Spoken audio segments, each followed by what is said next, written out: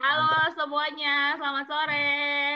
Nah, ini ada Abah juga nih, udah nih. Waduh, selamat datang Pak Miftah. Boleh di-unmute dulu, silakan. Halo Say hi, semuanya. hi. Salam kenal. Salam Halo kenal semuanya. Halo. Halo. Gimana puasanya? Halo. Thank you semuanya yang udah join nih pas lagi masih jam kerja ya. Jam kerjanya lagi sibuk-sibuknya. Ini kayaknya Mbak Ursula masih di ini nih di kantor nih kayaknya nih. Ya. Thank you for join loh. Halo Mbak Nana dari Treasure.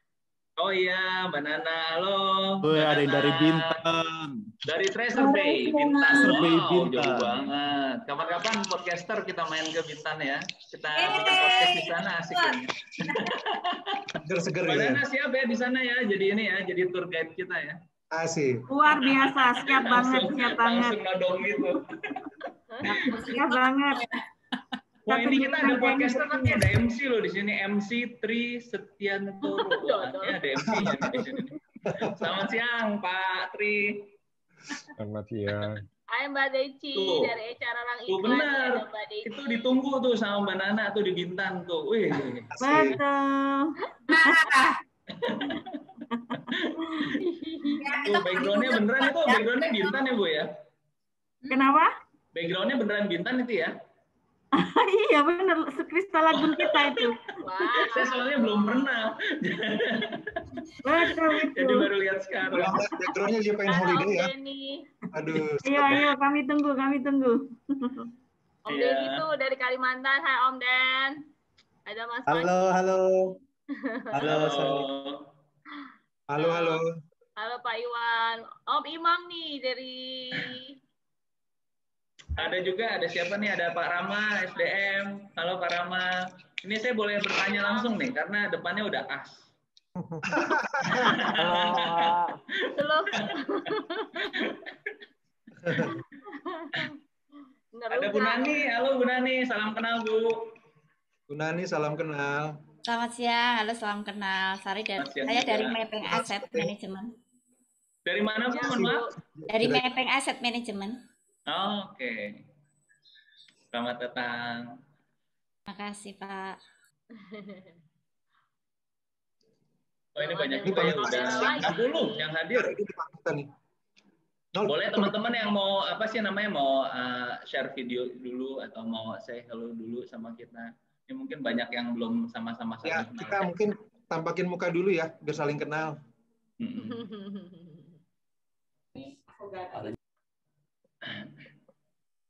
Salam kenal untuk Pak Iwan, Ali Sofyan, Pak Bimayu, Pak Renhat Loya. Salam kenal. Siapa lagi nih? Pak Setioro ya, mohon maaf ya, Pak Setioro ya. Udah 3 layer nih. Ya mungkin ini datangnya dari mana-mana ya karena kita memang kerjasama sama 9 komunitas HR Indonesia. Ya, iya. Ada 9 komunitas yang kerjasama, jadi mungkin nih Bapak dan Ibu dari mana-mana, selamat datang semuanya di sini. Ya. Boleh nih gue sebutin kali ya. Boleh, Ya, dari mana aja Ren? Oke, ada dari PMSM. Mana dari PMSM, angkat tangan. Aduh, angkat tangan. Berdiri kali. Gue juga PMSM Ren. Iya, atau program PMSM ada dari HRGI. HRGI, thank you Om Ari Frederick udah boleh share eventnya di sana.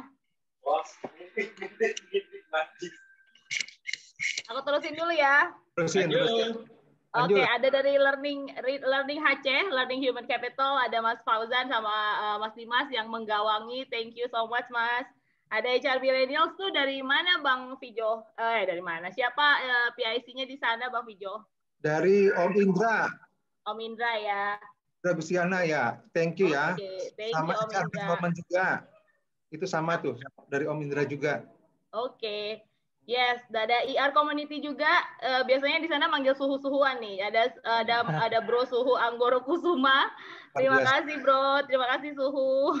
Bahasanya seru tuh. Pokoknya UCK terus ya bahasnya masih dia. Ember, padat di situ, enak banget. Enak banget tinggal baca doang. HRCI, ada Om Iman. Kayaknya ada nih Om Iman. Dan Mas Juniardi Virgo juga. Thank you so much Om Iman. Terus dari One HR Indonesia mungkin diwakilin Om Denny aja selain kita sama Bang Vijo ya. Iya. Oke, terus ada Ihri. Ihri kita kemarin minta izin sama Bro Eka. Terima kasih Bro Eka. Kayaknya belum ada sih Bro Eka.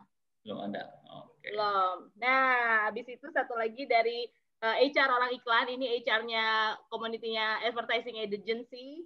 Ada Mbak Pia, ada Mbak Eva, ada Mbak Wulan juga. Terima kasih Mbak. Mau bantuin kita. Ini ada Mbak Deci sih yang aku ingat namanya, ada Mbak Deci juga. Hai Mbak. Tim, thank you so much buat 9 komunitas yang udah support event hari ini. Thank you banget. Semua juga yang kayaknya sih 10 ya, dari Bang Vijo 2 tuh tadi ternyata kan ada 10. Oke, mungkin gua salah satu. Oke, thank you juga sama Wejli ya. Wejli yang kita sekarang ada di event, jadi kita disponsori oleh Wejli. Di sini ada Mas Bobi sama Mas Andito. Thank you so much Mas Bobi, Mas Andito. Halo, salam kenal juga buat semuanya. Terima kasih banyak ya. Udah hadir kok. Ya, Wejli apa sih nanti kita akan ceritakan dari Mas Bobi ya. Nanti ada sesi ketiga dari speaker Mas Bobi sendiri yang akan sharing terkait Wejli apa sih gitu biar nanti Bapak Ibu lebih tahu tentang Wejli gitu. No, itu ada dari Wejli ada bosnya, ada Kevin. Kevin, how are you Kevin? Hai Kevin. Hello everyone. Ada Kevin, terus we have Tobias juga ya, ada Toby di sini tadi aku lihat. So, Halo. Thank you both Toby. Kevin and Tobias. Selamat sore, apa kabar? Apa Apa kabar? Baik, Itu semua di Toby. sini. Thank you. Ini dari acara iklan ada Mbak Uti nih, Mbak Uti. Ada siapa lagi nih? Banyak banget. Wah, udah Terus yang 100 paling lebih penting nih. dong teman-teman, kita harus kasih tahu kita udah ada pembicara kita di sini. Pertama ada Bu Iya. Mercy. Ya, Bu Mercy ini adalah Human Capital Director dari The Body Shop. Iya. Yang kedua dari mana? Udah ada di sini juga pembicaranya yang kedua. Udah ada dong. Ini suhu kita nih. Master suhu kita. Wow. Thank you, Pak. Aduh, lama banget ya, Bang. Aduh, luar biasa. Halo, Mbak Mercy, apa kabar? Kabar baik. Baik. Semua sehat ya. Pak Miftah emang biasanya dipanggil Abah ya kalau di komunitas HR ya. Panggilan sayang di komunitas HR-nya buat Pak Miftah Abah. Wah. Jadi kalau ketemu langsung salim gitu ya. Salim. Salim. Enggak sih, kalau gue nggak salim, gue biasanya makan durian ya, Pak ya. Makan durian di Kalibata gue sih. Belum buka, jangan mau makan dulu. Waduh. Iya, ya, main sangat puasa. Ini posisinya kan Papua, jadi udah buka. Banyakan ngobrol yuk. Ini dulu apa namanya? Yuk. Udah 113 yang ada, so kita mulai dengan kita kenalan dulu ya. Kita dari podcast HR. Halo. Ada saya Arno. Saya juga. Saya Victor. Saya Iren. Satu lagi ada Reno Rafli. So, gue boleh sharing sedikit tentang podcast HR ya. Podcast HR bisa kita lihat di Linktree Podcast HR yang saya share di di chat room. Boleh saya share screen ya sedikit tentang podcast HR. Oke. Nah, jadi podcast HR itu,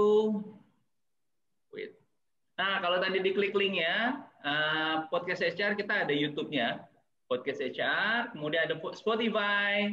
Ada Instagram, ada Telegramnya juga, yang mau join dengan Telegramnya silahkan, dan ada Anchor-nya juga podcast HR.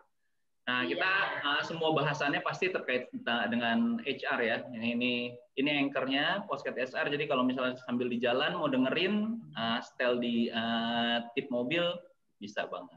Gitu. Nah, di sini ada semuanya pokoknya tentang HR lah ya, materi-materinya. Gitu. Kemudian, nah, ini dia nih YouTube-nya. Kita udah berapa banyak sih video yang kita upload di podcast HR? 18. Ada 18 ya. Ada 18 ya. Wah, ini yang paling terakhir kemarin kita bahas tentang turnover habis Lebaran. Wah, ini menarik banget nih karena bakal ada apa Reno bilang kemarin akan ada eksodus ya. Eksodus ya habis Lebaran ya. Ini juga kita sharing tentang gimana nyikapin boring di kantor, apa T-shape dan lain-lain. Silakan Bapak Ibu yang ada di sini kalau mau ngelihat jangan lupa like, subscribe. Udah kayak YouTuber gitu gua. Like, subscribe dan bunyiin loncengnya. Ya.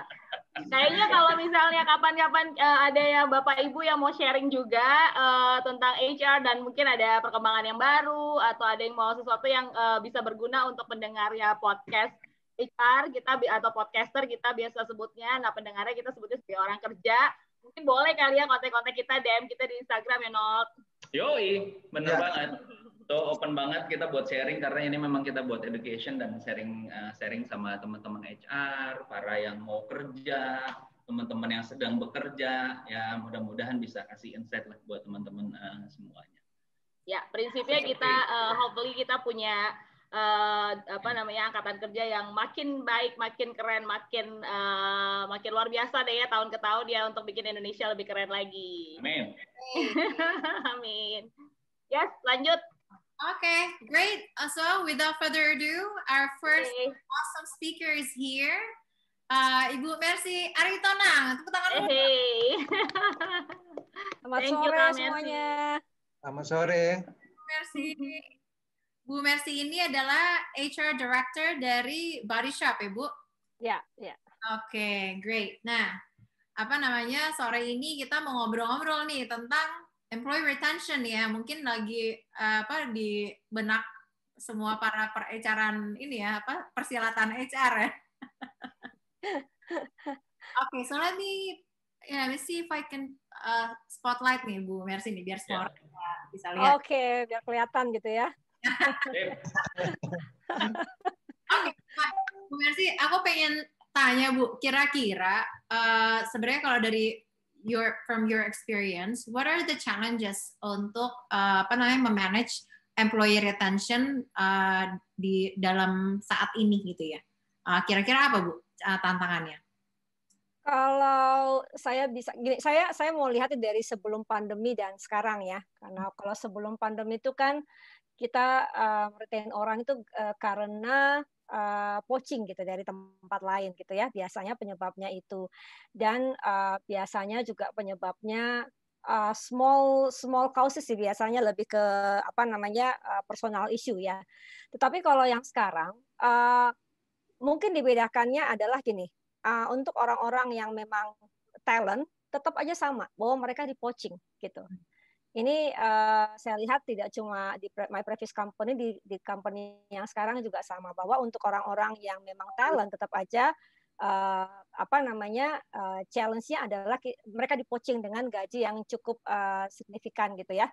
Kemudian kalau yang kedua tuh biasanya di masa pandemi ini adalah lebih kepada mereka memilih untuk resign karena mungkin jarak rumahnya yang membuat mereka takut terpapar pandemik gitu, atau kesibukan yang terjadi di rumah karena kan work from home. Situasinya kan tidak semuanya nyaman ya gitu. Ada keputusan-keputusan dalam keluarga yang kemudian menyebabkan itu berpengaruh pada professional life-nya mereka gitu. Nah, misalnya apakah kemudian untuk bisa mengamankan keluarga nih yang satu sudah work from home, satu misalnya juga si anak mungkin juga harus membutuhkan perhatian, harus ada yang tersacrifice gitu misalnya. Nah, jadi kalau saya lihat sih challenge-nya adalah mungkin kalau untuk talent yang luar biasa dan juga saturated gitu, itu tetap aja sama, yaitu poaching. Tetapi yang lainnya adalah feeling secure ya, atau feeling safe dari si karyawan ini terhadap apakah mereka trust terhadap company-nya bahwa they're gonna be safe gitu in the office gitu ya, dalam lingkungan kerjanya atau gimana. Nah, itu juga salah satu yang membuat orang misalnya resign. Either dia stay di rumah atau either dia cari tempat yang menurut mereka itu membuat mereka merasa safe bahwa perusahaannya juga take care masalah well-being ya. Saya pernah ada satu kasus nih, saya dihubungi dia masih kerja, tetapi dia mau keluar dari pekerjaannya karena dia merasa bahwa company-nya tidak fokus on well-being gitu di masa pandemi ini, dan sangat terasa gitu karena menurut dia tidak ada protokol yang jelas gitu misalnya ya, maksudnya tidak ada kelihatannya company tidak aktif untuk mempromote well-being gitu. Jadi dengan salary yang sama pun tidak apa-apa gitu. Nah, itu contohnya salah satunya gitu. Mungkin itu yang saya bisa share ya kalau saya lihat challenge-nya. Oke. Nah, kira-kira kalau misalnya dari pandanganmu Mercy, ada nggak sih one of the components is financial stress di mana workers kita ini susah untuk memanage their financial nih during the pandemic nih. Dari Bu Mercy, kira-kira gimana pandangannya? Kalau saya sih melihat financial stress itu mungkin relatednya kepada pemenuhan semua yang mereka inginkan ya. Artinya gini, bahwa yang pertama kita bicara well-being ya, kita bicara well-being. Dan berarti kan harus ada dengan situasi pandemik yang sekarang harus ada dari salary mereka itu harus ada diallocate lebih kepada kesehatan, kepada vitamin-vitamin misalnya, kepada life insurance misalnya atau health insurance. Sehingga financial stress yang terjadi itu lebih karena alokasi. Belum kita bicara misalnya berapa company mungkin ada yang memotong salary gitu ya. Nah, sehingga kalau bisa bicara stres ini lebih bicara karena adanya expense yang timbul karena well-being. Gitu ya. Expense yang timbul karena well-being, bukan expense yang timbul karena consumption. Gitu. Sehingga financial stress itu lebih kepada situasinya. Ada yang ya kita semua tahu lah, ada salary increase mungkin tidak, kalaupun ada sangat kecil gitu ya. Ada beberapa company yang dipotong malah. Nah, sementara alokasi dari gajinya ini untuk sesuatu yang sifatnya bukan lagi luxuries atau sekunder gitu, tapi menjadi major gitu. Nah, jadi timbullah financial stress seperti itu sih sebenarnya kalau aku lihatnya. Gitu. That's why kalau di company saya ya, kemarin kita melihatnya adalah bahwa yang paling utama kita melihatnya adalah mensupport dari well-being. So we make certain kinds of benefit yang membuat mereka tidak usah berpikir hal itu lagi gitu. Itu diambil alih oleh for sure tanggung jawab pribadi terhadap kesehatan ya, tapi beberapa hal itu kita bantu dengan memprovide beberapa benefit gitu. Seperti itu. Ya. Menarik sih. Mungkin gini, kira-kira dari kondisi dua tadi yang dijelaskan oleh Kak Mercy ya, apa yang bisa misalnya mungkin dikondisikan di dalam sebuah perusahaan, mungkin dalam kondisi saat ini yang bisa para pekerja itu bisa paham mereka harus survive seperti apa, atau sisi pekerjanya apa, kalau di sisi perusahaan juga apa. Kira-kira ada nggak sesuatu hal yang perlu dilakukan gitu atau dipersiapkan untuk mempertahankan para pekerja ini supaya mereka bisa stay dan fokus bekerja? Oke. Nah, yang pertama adalah kalau saya melihatnya untuk bisa meretain mereka gitu maksudnya gitu ya, Victor ya. Nah, pertama adalah kalau saya melihat semua orang bicara tentang sesuatu hal yang sangat mendasar sekarang, gitu ya, sangat mendasar dalam artian membuat mereka merasa safe dan merasa well-being-nya teraddress. Itu kerasa banget dibandingkan dulu ya. Oleh karena itu yang bisa dilakukan adalah misalnya komponen dari remuneration-nya. Komponen dari remuneration-nya itu kita bantu dengan, kalau saya cerita di tempat saya ya misalnya ya, sekarang kita mengaktifkan life insurance untuk semua orang gitu.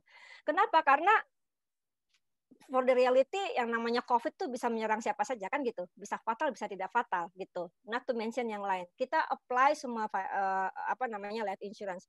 Kita apply yang namanya DPLK. Baru aja kita apply DPLK. Karena apa? Karena kita ingin melihat bahwa orang bisa, itu adalah send message yang sangat quick untuk mengatakan bahwa company ini tetap ada dan you guys as long as you perform you are here and you can get a retirement period here gitu. Nah, kemudian kita 3 bulan sekali itu kita membuat vitamin C ya. Kita menyebarkan vitamin C kepada semua karyawan dan juga melakukan rapid test secara reguler. Sebenarnya itu hal-hal yang kecil ya, tetapi itu ternyata sending message itu sangat kuat ke kita. Apalagi kita bicara life insurance kemarin itu dan di tempat saya dan DPLK, mereka bisa melihat bahwa we take care them gitu ya. Nah, kemudian kita juga mengizinkan sekarang bahwa kita on the way mendevelop yang namanya Employee Assistance Program ya. Saya lagi on the way mendevelop ini. Meanwhile untuk kan ada orang yang kita kan bicara, kalau kita bicara life insurance, kita bicara ada vitamin C dan sebagainya, itu kan dalam kondisi fisikalnya. Tapi dalam kondisi psikisnya kita juga membuka selain kita bicara ada seminar-seminar bicara tentang stres dan sebagainya, tapi juga kita membolehkan employee untuk men-charging psikologis jika mereka membutuhkan. Gitu. Jadi itu kita yang bayarin. Gitu ya. Jadi nah sebenarnya on the way-nya ini kita melakukan itu diambil dari jadi outpatient-nya for many years I don't think itu menjadi satu hal yang bisa di-reimburse, tapi sekarang kita buka untuk reimbursement-nya. Terus kemudian kita on the way Employee Assistance Program.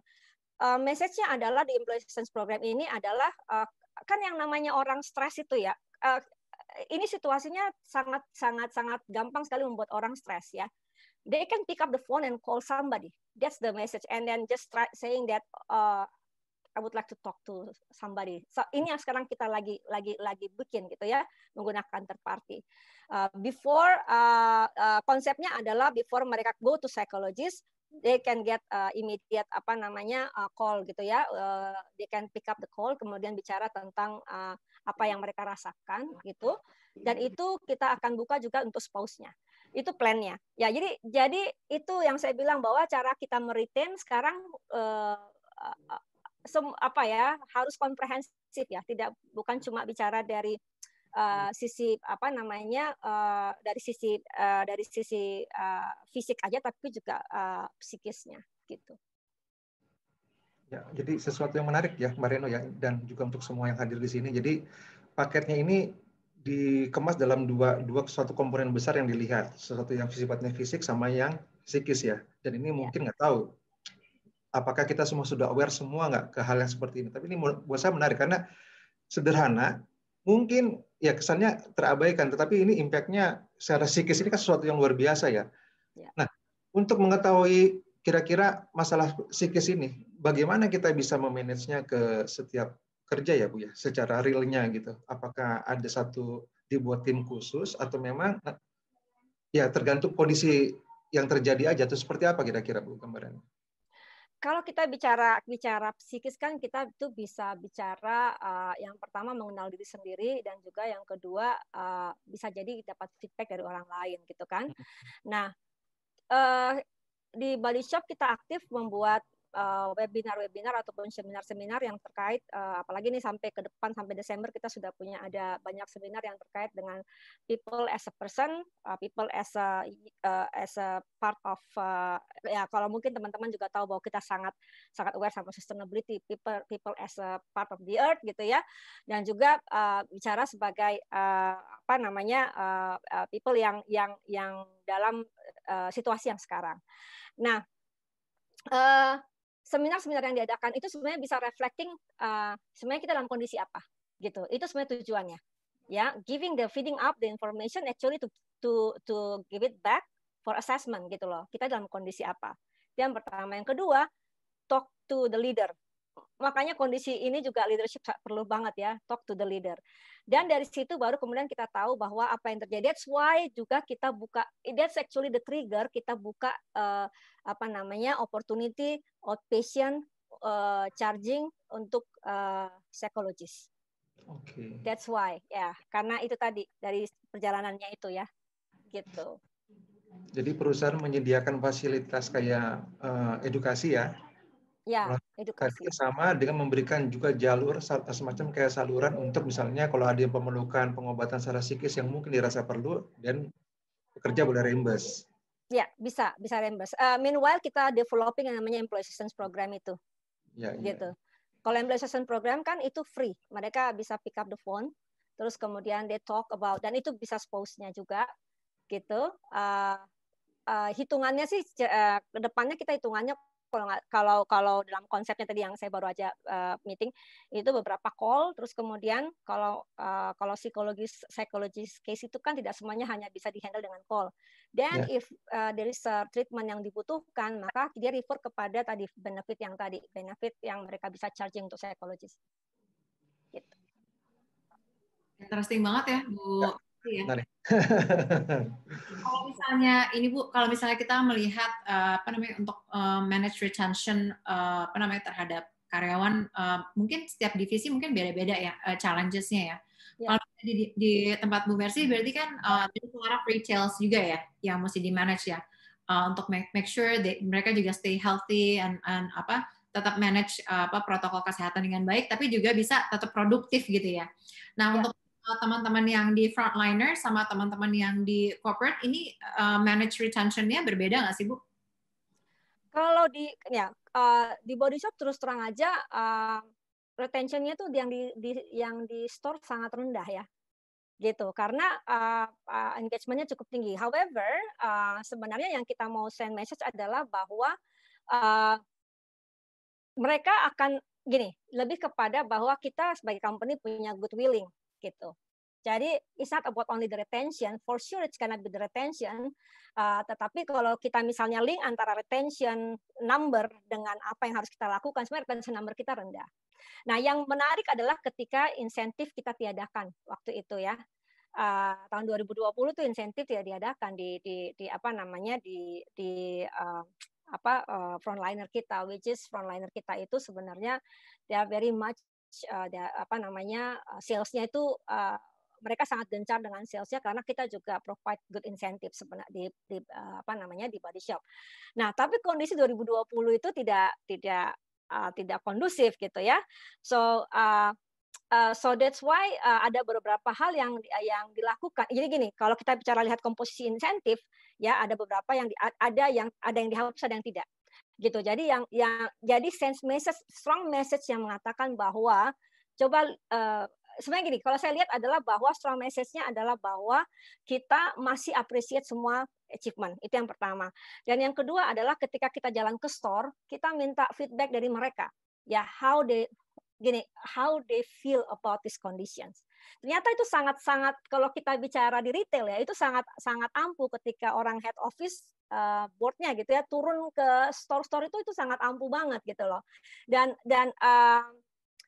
kita di body shop kan tidak ada puji Tuhan ya, tidak ada cut salary gitu ya untuk frontliner kita, dan we keep them the permanent employee. So yang ada sounding dari mereka adalah ketika mereka melihat bahwa so grateful karena mereka masih bisa kerja. Itu yang pertama. Memang ketika 2020 saya lihat semua orang itu grateful-nya pada hal yang sangat fundamental gitu ya.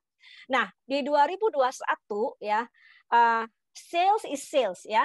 Salesperson is salesperson. If you don't give the incentive ataupun apapun financial impact two times, ya just thinking ada pasti sesuatu yang akan mereka pikirin. Nah di tahun 2021 ini kita apply beberapa tadi yang saya bilang beberapa jenis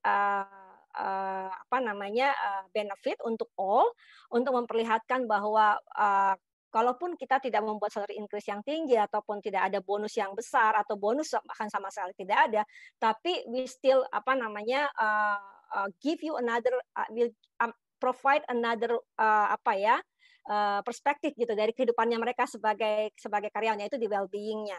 Nah, di 2021 ini kita mulai lagi dengan insentif. Gitu. So that's how we manage the rhythm ya. Itu penting banget gitu. Karena manage the rhythm itu adalah manage the motivation. So we need to be very sensitive on that. Apalagi yang frontliner ini adalah yang store ini adalah yang memberikan income kepada kita. Ya kan ya. So we need to be very sensitive about what's happen in the in the store gitu. Ya. Itu kali ya. Ya, menarik ya. Artinya gini, sebenarnya tanda kutip mungkin engine-nya di frontliner ya. Untuk kalau sales ya engine. Kalau retail tuh sales ya, masih di store kita ya. Artinya meskipun mereka boleh dibilang kategori mungkin frontliner yang artinya mungkin komponen untuk desain benefitnya kan nggak terlalu banyak macam-macam ya gitu ya. Mungkin berbeda dengan mungkin di pekerja yang high level ataupun di kondisi-kondisi tertentu ya. Ada nggak di create tertentu untuk kondisi mereka ini misalnya dibuat semacam ke flexibility apa ya? Gitu apa yang bukan hanya jam kerja tapi ada bentuk yang lain. Kira-kira gimana? Salah satunya mungkin adalah karena just to update you guys bahwa perempuannya banyak banget ya kalau di retail itu employee perempuannya. Nah untuk yang frontliners kita mengaplikasikan yang namanya maternity leave itu 4 bulan, bukan 3 bulan, gitu. Jadi untuk memberikan ya kembali bahwa feeling secure, feeling di take care itu penting, gitu. Nah, makanya kita kan melihat adalah bahwa mayoritas kita adalah perempuan, apalagi yang di frontliner. Kemudian yang paling low conditions itu kan kadang-kadang di wanita-wanita hamil ya. Nah, so we manage that gitu. For sure kalau kita bicara resource manajemennya secara keseluruhan kan ini juga pasti related to pandemic, related to traffic di mall, related to jadi kita manage ya. Tetapi khusus untuk perempuan hamil kita memberikan 4 bulan. Itu salah satu yang kita bedakan ya untuk yang frontliner. Gitu. Aku mention mereka 1 bulan sekali harus dicek dari sisi COVID. Okay, Bu Mercy, I think our time is running. But before we move to the next session, mungkin kira-kira key takeaways-nya apa nih Bu dari Bu Mercy untuk teman-teman HR yang sekarang sedang memikirkan strateginya gimana sih untuk menjaga karyawan supaya apalagi talenta ya, top talent supaya they can retain, stay in the company and then also engage in the coming months. Ya, saya rasa adalah bahwa ketika kita membuat engagement strategi sekarang kita harus melihat semuanya dari physical needs, dari psychic needs dan dari learning needs juga ya. Saya coba tadi lupa bilang. Jadi karena di dalam organisasi itu komponen karyawan dalam organisasi itu dia punya ada komponen fisik, ada komponen psikis dan ada komponen sebagai pembelajar. Nah, jadi ini yang harus kita address tiga-tiganya gitu. 3 hal. Iya, dan retention. Yeah. Great. Well, thank you so much Bu Mercy. Kita tepuk tangan dulu dong. Keren. So, insightful sekali ngobrol-ngobrolnya. Our next speakers ini akan diintroduce oleh Arnold ya. Tapi sebelum kita ke sesi selanjutnya, mau remind teman-teman silakan put your questions in the chat room. Nanti kita address pas nanti kita ada sesi Q&A sendiri ya. Jadi silakan tulis pertanyaannya. Nanti kita as much as we can nanti kita address dalam Q&A. Lalu kita juga ada beberapa banyak raffle ya, Arnold ya. Jadi ada hadiah dari Pak Miftah nanti untuk penanya yang terbaik 1. Lalu ada raffle juga dari kita dari podcaster, and then last but not least nanti juga dari tim wage training di akhir acara. So be sure to stay tuned dan keep your questions coming ya in the chat room. Okay, so without further ado, I'll give the mic to Arnold nih. Silakan, Arnold. Sip, thank you Reno, thank you Bang Vijo, thank you Bu Mercy. Ayo Ren, saatnya kita kerja. Gue kira gue bisa gabut. Jadi benar tadi yang dibilang sama Reno kalau Paragon sudah mempersiapkan voucher untuk 200 orang yang ada di sini. Wah. Apa loh. Jadi akan ada voucher 75.000 untuk setiap pembelian produk dari Wardah ya, produk Paragon. Dan ada satu nanti yang akan dikasih itu produk senilai 500.000 dari Wardah yang akan dikirimkan untuk memberikan pertanyaan terbaik. Wah, nanti akan kita pilih terbaiknya. Gitu. Nanti akan kita kirim langsung sampai rumah produknya, 500.000. Pas banget ya buat hampers lebaran ya. Thank you, Abah. Nggak boleh ya? Nggak boleh ikutan ya? Boleh dong, voucher kan ada. Oke, saya pin dulu Abah sama Iren ya. Thank you Kakak Mercy. Nanti ketemu lagi. Oke, thank you. Nanti abis ini akan ada lagi yang kita bahas. Wih, Ren, tadi seru banget yang dibahas sama Bu Mercy. Jadi banyak banget lah ya, apa sih namanya strategi untuk talent retention yang di share sama Bu Mercy gitu. Dan apa aja penyebab-penyebab orang-orang pada resign ya dari perusahaan-perusahaan. So sekarang sesinya Abah nih, Bah. Gitu. Sebelum ke Abah ya, emang tadi dari bahasan Kak Mercy ya itu banyak banget apa namanya kita butuh yang namanya financial ini banget ya, maksudnya support ya, bahwa ternyata ada beberapa perusahaan yang misalnya apa namanya memotong gaji lah gitu kan, sedangkan at the same time kita butuh selalu beli vitamin, selalu beli masker, selalu beli hand sanitizer, selalu beli apa disinfektan gitu-gitu ya di kantor juga gitu. Nah kita kasih ke Abah deh nih, lagi kondisi begini gimana tuh Bang nge-retain karyawannya, apakah Paragon ngasih produk buat dijualin? Abah tahan dulu, gue mau kenalin lagi. Ini adalah Pak Miftahudin Amin, APV and Chief Administration Officer dari PT Paragon Technology and Innovation. Jadi temanya yang bakal dibahas nih tentang Designing and Innovative and Sustainable Employee Retention Strategy. Nah, Abah boleh dong cerita-cerita, Bah. Gimana, Bah, retention strategi di apa sih namanya?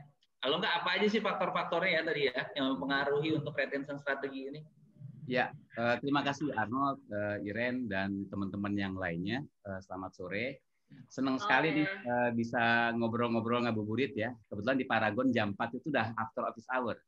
Tapi kita masuk jam 7, siang itu break-nya tuh cuma setengah jam aja. Setengah 1 udah bekerja kembali gitu. Dan itu terlihat banget kedisiplinan teman-teman semua untuk mengikuti ritme itu, terutama bagi mereka yang memang kita define sebagai work from office. Berarti Abah sendirian nih di kantor, Bah? Udah pada pulang nih? Udah pada pulang kan udah jam 4 lewat? Udah, mereka siap-siapin buat takjil. Oke, cocok. Oke, ini menarik banget sih. Saya sih setuju banget 1000% apa yang disampaikan oleh Mbak Mercy ya. Apa namanya di dalam mendesigning satu struktur reward, istilah saya total reward lah. Jadi harus mengadres fisik dan juga non fisik gitu kan. Bagaimana di sisi mental juga kita harus perhatikan, apalagi kondisi pandemi seperti ini gitu ya. Jadi kalau saya jadi teringat ya ada 2 teori, 2 landasan loh yang pernah saya intip-intip waktu dulu bekerja gitu. Di teorinya Hesberg ya mengenai motivation ya. Bagaimana kita mengadres sesuatu agar orang itu tetap termotivasi ada 2 faktor. Yang pertama adalah Hagen factors. Hagen factors di dalamnya adalah bagaimana mendesain compensation and benefit agar fulfill dengan kebutuhan atau statutory regulation. Jadi itu kita harus lakukan. Coba bayangkan kalau misalkan Arnold misalnya dibayar di bawah UMP. Itu ributnya bukan main itu. Padahal mungkin beda 100.000 gitu kan.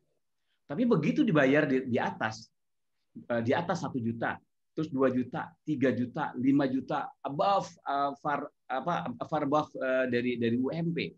Kita kepikiran, wah, gua dapat gaji nih 50 juta. Minggu depan bulan depannya dapat lagi, nggak ada. Itu udah once fulfill perasaan Hagen tadi, then selesai. Contoh misalkan benefit hanya sedikit aja, misalkan hanya ke employees-nya, itu juga akan gonjang-ganjing. Tapi begitu dipenuhi, selesai. That's kind of the Hagen factors yang memang harus kita lihat. Yang kedua, yang terlebih lagi orang untuk memotivasi untuk keep staying bekerja di kita, itu adalah motivators, motivation factors. Bagaimana dia tuh experience selama bekerja dari mulai awal sampai dengan pensiunnya dia.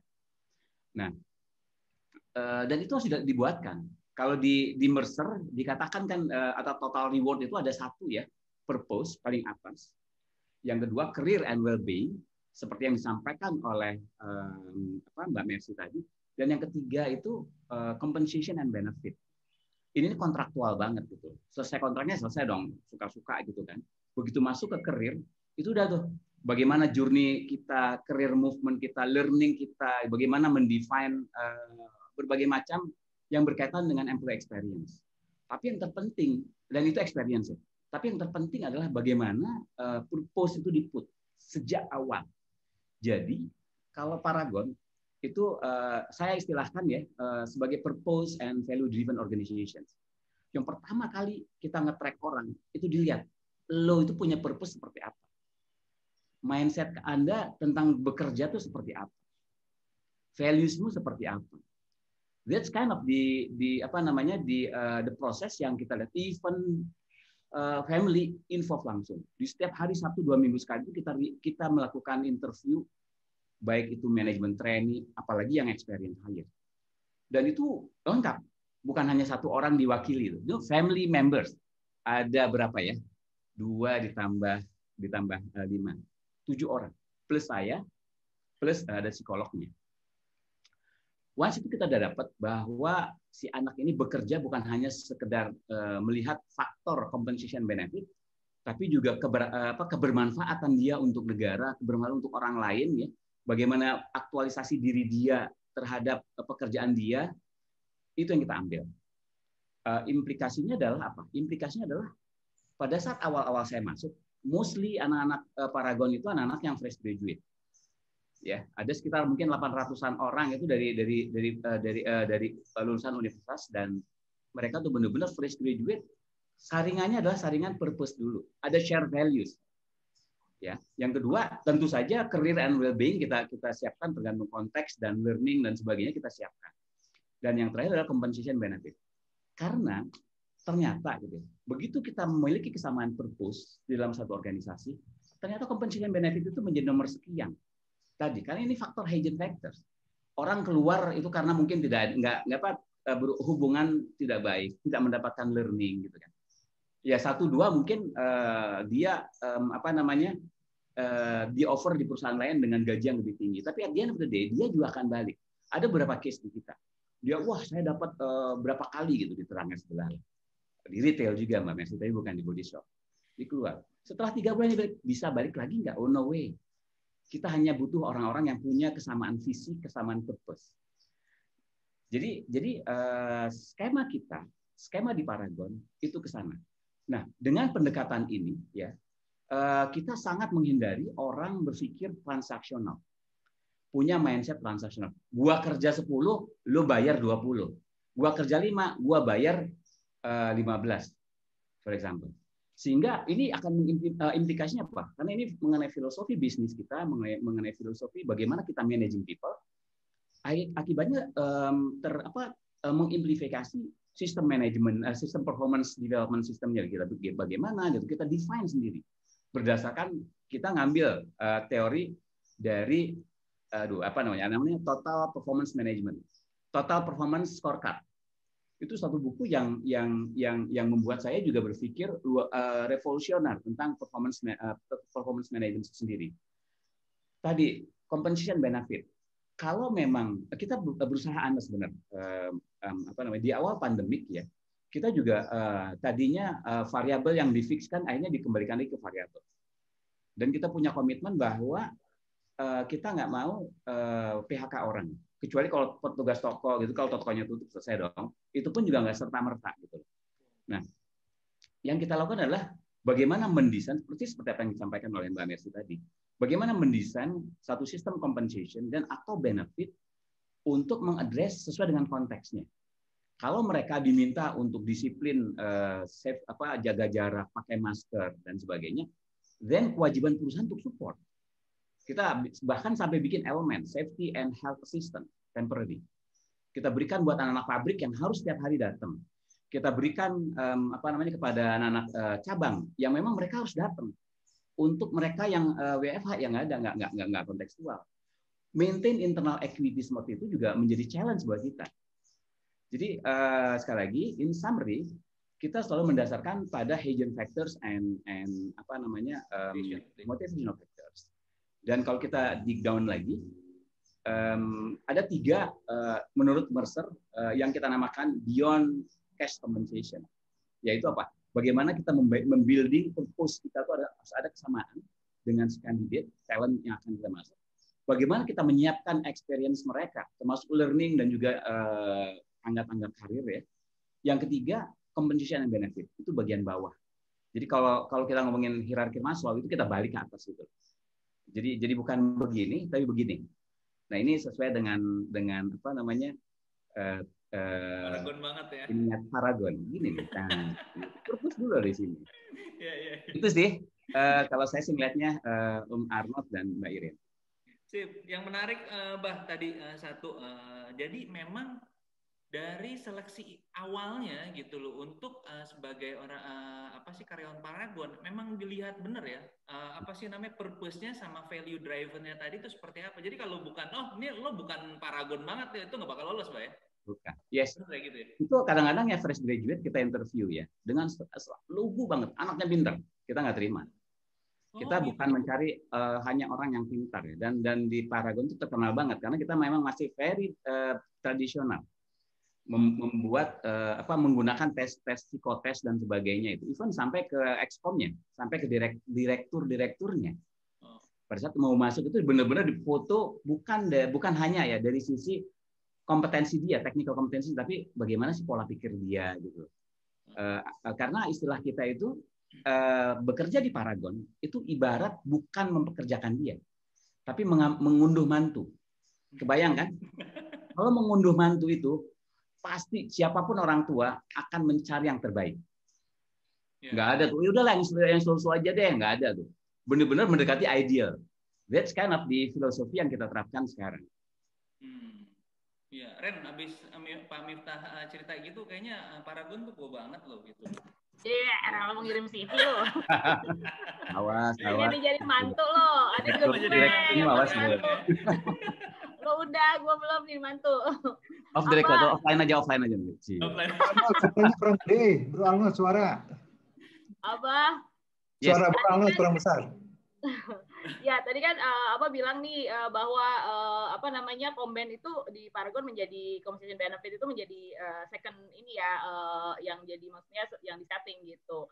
Nah, apakah kondisi itu masih sama seperti maksudnya sebelum pandemik dan setelah pandemik atau kan saya dengar ya beberapa perusahaan tuh ada yang misalnya akhirnya harus potong gaji lah atau misalnya beberapa benefit harus dipotong gitu kan. Kayak tadi Abah juga bilang beberapa toko harus ditutup gitu ya. Nah, even though itu as a second point yang di highlight oleh Paragon, apakah sama kondisinya sebelum sama setelah during pandemic ini, Abah?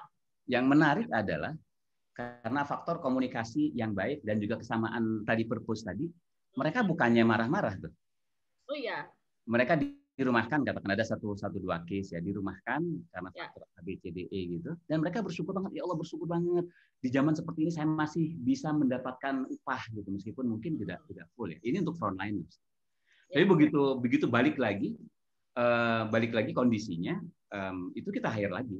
Dan satu hal ya, kita tidak membiarkan mereka itu menjadi ex karyawan. No. Kita offer mereka itu untuk menjadi reseller.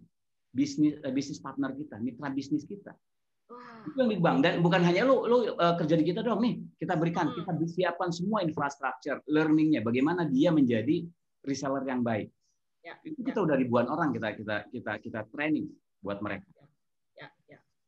In term of purpose ya, Bah, ada nggak soal financial ini juga dibahas menjadi bagian dari purpose-nya working di Paragon, Bah? Tidak sama sekali. Karena kita mendrive orang untuk tidak berpikir transaksional. Jadi waktu saya baru masuk ya, ini amazing menurut saya sih. Waktu saya baru masuk, terus saya tanya ke beberapa tim saya, gaji lu berapa sih? Jadi agak aneh gitu loh. Datasannya dong, yang pegang data semua dong gitu kan. Nggak ngerti ya berapa ya. Saya tahunya tuh gaji yang masuk di rekening saya. Gitu. Terus di lain kesempatan, bonus lu berapa? Berapa ya? Saya juga nggak ngeh tuh. Tapi begitu kita kurang learning, mereka merasa tidak berkembang. Wah itu ribut. Wah kok begini sih ininya. Wah jadi dan kita ya menerapkan apa yang kita namakan dengan intrapreneurship. Jadi kita balikin lagi. Lu itu kalau ngomongin mengenai pembelajaran, lu bisa mengaplikasikan yang 10, 20, 70 gitu ya. Kita open gitu. Dan 70% itu adanya apa? Di diri kita sendiri untuk belajar. Jangan don't expect orang lain untuk ngajarin kita, even though si perusahaan. Karena itulah yang membedakan orang yang biasa yang akhirnya minta menuntut dengan orang yang memang creatively untuk mencari cara agar dirinya menjadi lebih baik daripada hari kemarin. Jadi bukan UUD lagi, Pak ya, kalau di Paragon. Biasanya kan ujung-ujungnya UP, Pak. Ujung-ujungnya whether purpose itu masih apa enggak. Ya, tapi tetap UUD kalau menurut saya. Ujung-ujungnya development. Apa? Itu kan masih di experiencing. Tapi begitu kita udah touch hatinya, tadi sedikit Mbak Mercy itu juga mengungkapkan bagaimana coaching culture itu perlu dibangun gitu. Karena that's the essence, orang akan mendapatkan masukan ya. Orang diajak berpikir bersama-sama tanpa judging gitu kan. Di kita itu luar biasa banget. Untuk itu kalau misalkan kita teman-teman semuanya ngelihat ya, series of CSR kita dalam konteks educational leadership program itu ada lecturer coaching movement yang nanti hari Minggu itu saya juga sebagai presenternya di sana salah satu dengan bekerja sama dengan berbagai macam perguruan tinggi untuk mengambil atau meminta mereka untuk this is kind of the coaching, the powerful of coaching. Kampus Merdeka itu ya, Mbak ya? Ya, Kampus Merdeka. Tapi ini berbeda. Ini lecturer coaching movement. Sudah lebih dari 1.000 orang yang udah dapat, yang join itu lebih dari 800 orang di Telegram. Dan sekarang saya kemarin dapat ya bahkan dari Direktur SDM satu perguruan tinggi negeri ya ternama di mana ya pokoknya termasuk yang ternama di Bandung itu memberikan endorsement. Karena apa? Karena mereka melihat needs-nya. Kalaulah misalkan seorang dosen atau kita nih sebagai orang HR ya memiliki kemampuan untuk coaching atau mengembangkan coaching culture itu luar biasa banget. Itu juga menjadi part of total reward. Gitu ya. Di tataran teknis ya kita juga punya ada HR dialog gitu ya. Kalau misalkan Mbak Mercy mungkin karena uangnya banyak Mbak Mercy, jadi kita engage dengan third party. Kalau kita gabungin karena kita punya coach, kita punya psikolog, kita punya mentor gitu ya. Jadi kita buka tuh ada apa kita narasikan di suatu yang sulit ini silahkan aja. Dan kita menangkap berbagai macam. Ada yang job clarity, ada yang depresi, ada yang dan ini harus kita follow up gitu. Ada yang mungkin juga nggak cocok dengan pekerjaannya, nanti kita mesti carikan. Ada follow up, ada HR-nya apa, bagaimana tadi Mbak Mercy benar banget tuh. Bagaimana seorang excom atau direktur itu turun ke bawah menyapa mereka, HR menyapa juga masuk. Yang lebih menarik lagi adalah bagaimana HR itu dicemplungin ke bisnis hari ini untuk Q2. Untuk membreak out segala bottlenecking yang berkaitan dengan people and culture. Jadi kita dorong semua tuh, bahwa you mesti datang. Orang HR tuh bukan duduk manis di mana di belakang meja terus mendesain apa yang kamu pikirkan, bukan. Hari ini adalah hari design thinking. Coba lihat dong kebutuhan mereka apa gitu. Jangan dibiah-uyah terus berpikir, wah pengalaman saya begini, nggak bisa. Anak-anak sekarang beda dengan anak-anak zaman kolonial seperti saya dulu gitu. Gitu. Ya. Tapi kepo deh, Mbak. Kalau secara salary gitu ya, Paragon di market tuh di atas market kali udahan. Itu kan menjadi faktor hidden factors ya. Harus dong, kompetitif harus.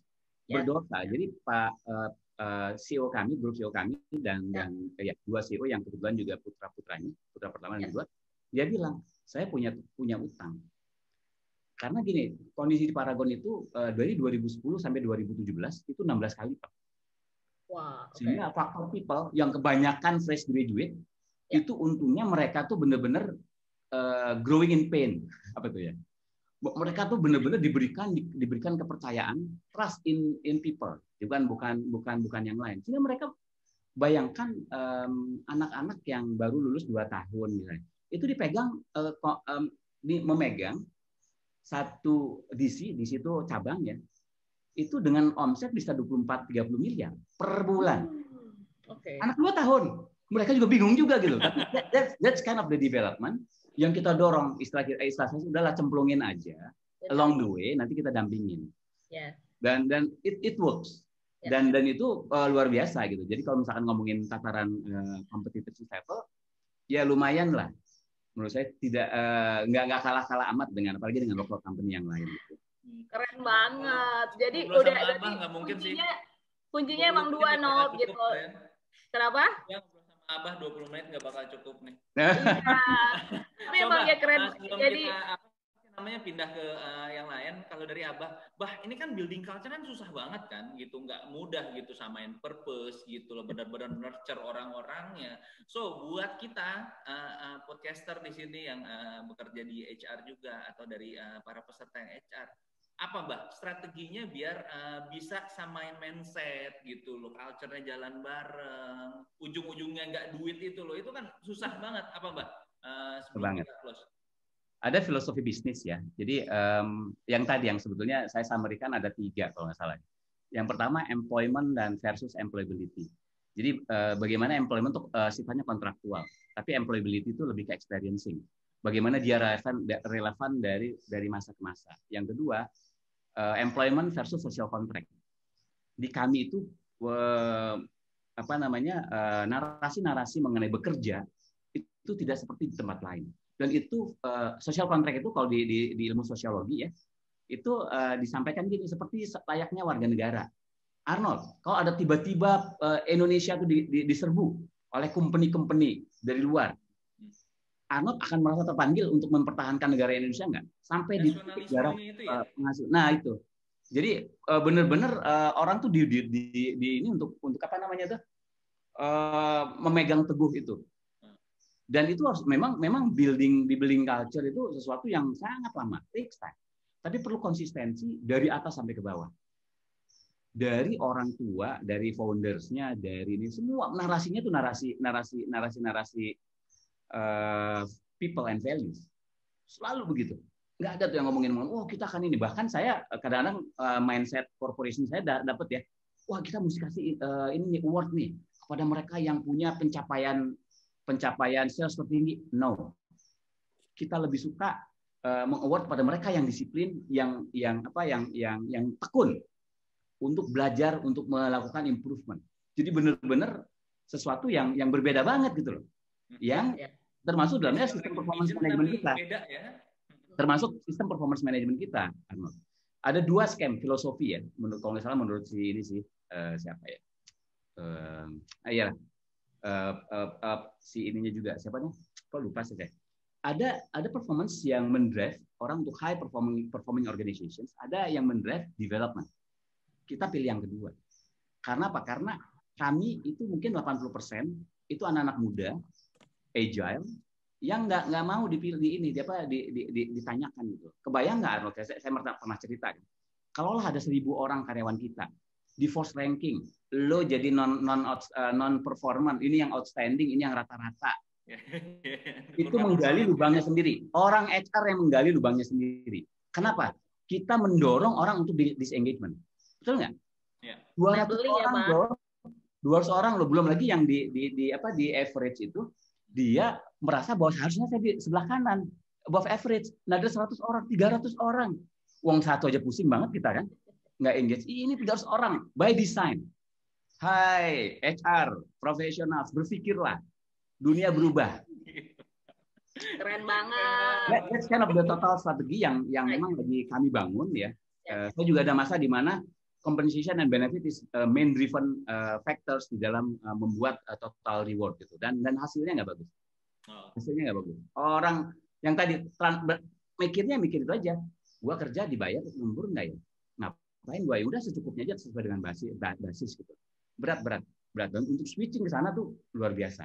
Karena apa? Karena ekosistem belum terbentuk. Di kami ekosistem sudah terbentuk. Ya. Tapi nggak sehari ya, Bah. Lama banget tuh kayaknya ya. Warga 35 tahun ya berdiri. Ya, sip. Dan itu masih konsisten sampai saat ini. Yes, so number 1 adalah purpose-nya harus disamain dulu. Yang kedua, tapi tetap nggak lupa kombinnya harus tetap align dengan market ya, Bah ya. Jadi how to retain ya. How to retain potensial yang di karyawan kita, yang di Paragon ya. Keren banget. Aku masih mau belajar. Thank you, Bah. Kita akan ketemu di sesi panel lagi ya, Bah ya. Yes. Nanti saya jawab ya, Bah. Thank you, Bah. Ren, jadi memang apa sih namanya, setelah gue merasa di ini loh sama Abah Miftah ini, jadi gue ngerasa di doktrin gitu loh. Jadi gue ngerasa gue merah putih tapi ada biru-birunya gitu. Wong londo itu. Tapi keren banget, temen banget gue nih. Apa sih namanya? Jadi moderasi apa? Oke, next. Oke, nah ini kita bakal sharing di sini dari Wagely ya. Ini akan share dari Mas Bobby ya di sini ya, bahwa ada loh gitu loh. Apa sih namanya employee benefit yang saat ini lagi tren.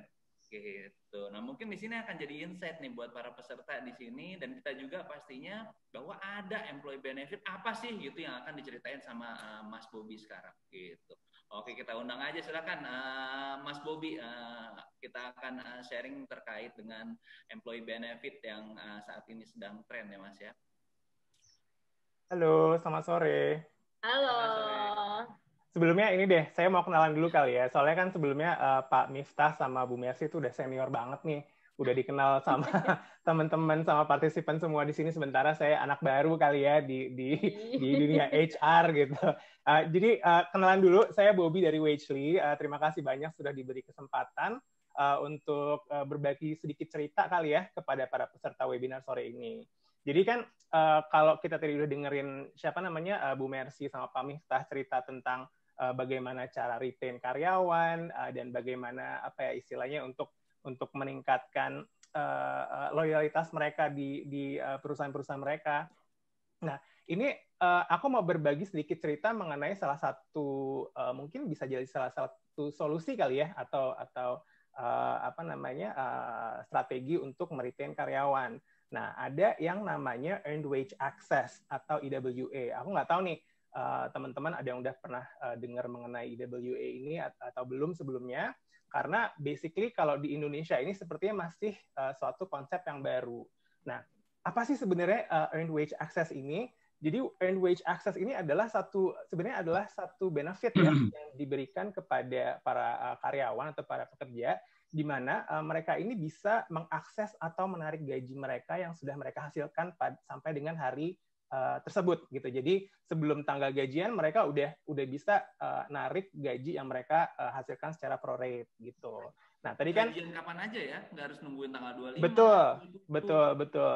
Jadi kan banyak yang apa namanya karyawan yang kan banyak nih sekarang apa namanya orang bilang, oh gila tanggal tua nih, gue belum gajian, gue nggak bisa bayar ini, nggak bisa bayar itu.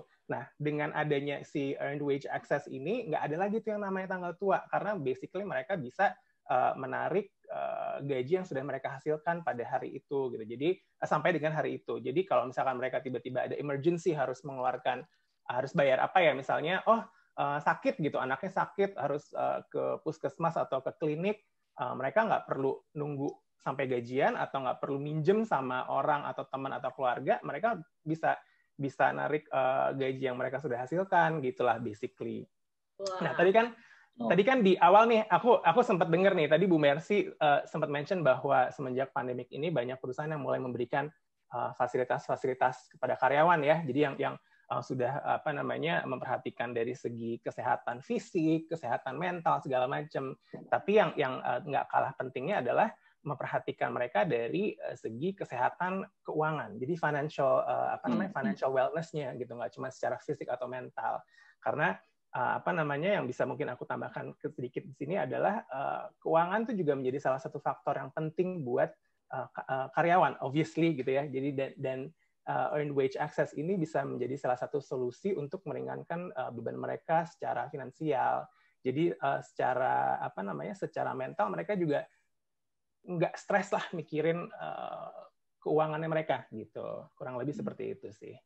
Mas, di Indonesia kan biasanya kan pola hidupnya ya gitu loh. Apa sih namanya ya? Menghambur-hamburkan uang ya gitu loh. Jadi kalau gue sendiri nih gitu dikit-dikit, wah gue bisa ngambil duit kapan aja nih, dikit-dikit bisa beli boba gitu, dikit-dikit bisa jajan. So ini malah nanti akhir bulan duit gue udah habis duluan gitu yang harusnya waktu gajian. Nah itu gimana Mas? Oke, jadi di sini kan memang Earned Wage Access itu ada istilahnya ada cap-nya lah gitu kan. Jadi apa namanya memang fasilitas ini diberikan sebenarnya bukan untuk bukan supaya karyawan itu menghambur-hamburkan uang, tapi untuk apa namanya supaya mereka tuh ada istilahnya bisa mempergunakan uang tersebut kalau dibutuhkan. Jadi di sini makanya aku juga tekankan bahwa pentingnya financial education gitu kepada karyawan-karyawan ini. Tadi kalau Pak Miftah bilang coaching itu penting gitu ya. Jadi mereka harus secara reguler di coach, dikasih input atau pembelajaran lah gitu supaya mereka bisa lebih baik dalam hal bekerja atau mungkin ya secara hidup secara general gitu. Nah, di sini juga makanya financial education yang diberikan oleh company itu penting gitu loh buat karyawan. Jadi meskipun diberikan fasilitas untuk istilahnya menarik gaji mereka kapan aja, tapi bukan berarti ini bisa di abuse gitu ya. Maksudnya ya secara considerate gitu. Jadi kalau misalkan ini hanya dipergunakan kalau memang butuh aja gitu. Jadi bukan untuk gaya hidup lagi lah ya. Mungkin tadi kan Bu Mercy sempat mention bahwa sebelumnya kalau financial stress itu orang banyak yang diakibatkan oleh gaya hidup, tapi semenjak pandemi ini financial stress itu lebih dikarenakan karena untuk survival mode gitu, untuk bertahan hidup karena kan ya everything lagi susah lah gitu istilahnya kan dengan adanya pandemi ini. Jadi di sini juga makanya dengan adanya EWA atau Earned Wage Access ini diharapkan bisa meringankan beban stres finansial dari para karyawan tersebut. Seperti itu sih kurang lebih. Gue baru dengar sih Ren EWA nih. Ilmu baru banget buat gue nih. Betul. Jadi mungkin aku bisa sorry, aku mungkin ini kali ya, ngejelasin dulu. EWA ini memang tadi kan Mas Arnold bilang, baru pernah dengar gitu, baru pertama kali dengar, karena memang asalnya tadinya itu bukan di Indonesia, jadi di Indonesia itu adalah konsep yang baru kan. Nah tadinya itu pionirnya di Amerika Serikat sih basically. Jadi pada tahun berapa ya 2010 kalau nggak salah itu sekitar tahun 2010. Jadi mulanya itu adalah jumlah orang yang punya akses ke kredit atau traditional banking itu menurun. Jadi mereka tuh kesusahan gitu loh untuk mendapatkan istilahnya uang di saat mereka butuh secara emergency. Nah, makanya akhirnya si konsep EWA ini muncul. Nah, yang saya mau perkenalkan di sini adalah ini mungkin masih belum begitu dikenal di Indonesia. Makanya kami ini pengen memperkenalkan istilahnya gitu supaya normalize the term EWA.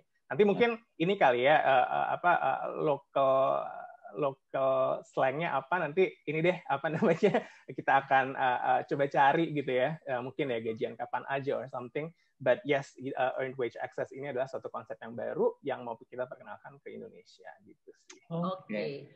Kalau keuntungannya apa sih Mas Bobby, karena ini masih baru banget ya, jadi kan kita pasti ada pro and cons pastinya ya. Betul. Gitu. Di otak aku aja nih udah kepikiran nih kalau gua kasih program ini, nanti kalau karyawannya resign, handover-nya gimana gitu-gitu. Iya, cabut kapan aja Ren ya, karena udah bisa ngambil duit ya.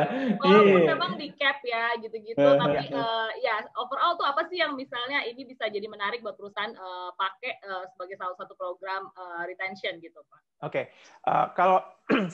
Kalau buat karyawan kan udah jelas ya untungnya apa gitu buat mereka, obviously karena buat mereka itu bisa punya akses terhadap gaji mereka sebelum tanggal gajian gitu. Jadi kalau misalkan punya emergency expenses, mereka bisa mempergunakan gaji yang sudah mereka miliki pada sampai hari di mana mereka narik uangnya, itulah basically kan prorated ya. Nah, tapi sebenarnya untungnya buat perusahaan apa sih gitu kan? Nah, kembali lagi gitu bahwa yang tadi aku bilang financial stress itu kan salah satu key factor ya dalam istilahnya penyebab karyawan itu resign atau misalkan keluar dari perusahaan. Nah, dengan adanya earned wage access ini diharapkan bisa menurunkan stres finansial mereka gitu. Mereka jadi nggak perlu khawatir, wah kalau anak gue sakit gue mesti bayar rumah sakit pakai apa segala macam. Mereka nggak perlu stres mikirin seperti itu. Dan akhirnya mereka bisa lebih fokus dalam bekerja gitu. Kalau misalkan mereka lebih fokus dalam bekerja, otomatis produktivitasnya mereka meningkat juga kan di perusahaan. Dan buat perusahaan itu juga pasti lebih menguntungkan gitu karena karyawan gue pada giat bekerja nih, terus obviously buat mereka juga menjadi apa ya istilahnya kayak employer branding gitu. Jadi wah perusahaan tadi kan Pak Miftah juga sempat mention bahwa compensation and benefit itu salah satu faktor yang cukup penting ya. Nah, meskipun dia di perusahaan lain dikasih istilahnya gajinya lebih tinggi, tapi kalau misalkan benefitnya ada benefit yang lumayan menarik dari perusahaan yang sekarang ini, mereka bisa apa ya istilahnya memikirkan kembali gitu bahwa iya actually dengan adanya fasilitas yang gue dapat dari perusahaan ini, salah satunya mungkin si IWA ini, ya gue akan lebih betah gitu untuk bekerja di perusahaan ini. Jadi loyalitasnya mereka meningkat dan obviously employee retention-nya lebih tinggi gitu. Dan ini ya, kalau aku juga ngelihatnya sih, tadi kan juga Pak Miftah sempat mention tuh bahwa dari HR saat ini sudah dijadikan apa ya istilahnya dicemplungin langsung ke bisnis gitu kan ya. Nah, aku sih ngelihatnya kalau dari dengan implementasi IWA ini, HR itu bisa menjadi salah satu faktor untuk cost saving buat company gitu kan. Misalnya dengan berkurangnya turnover segala macam, biaya yang dikeluarkan juga otomatis lebih sedikit kan. Jadi di situ sih aku melihat salah satu benefit yang bisa didapatkan oleh perusahaan gitu sih. Mas, last question nih sebelum kita ke Q&A. Karena baru udah, tapi mungkin nggak tahu kan Wagely udah lumayan juga ya ada di sini. Maksudnya ada nggak sih perusahaan yang sudah pakai dan gimana tuh implementasinya di perusahaannya mereka tuh supaya kita juga ada gambaran ya. Oke.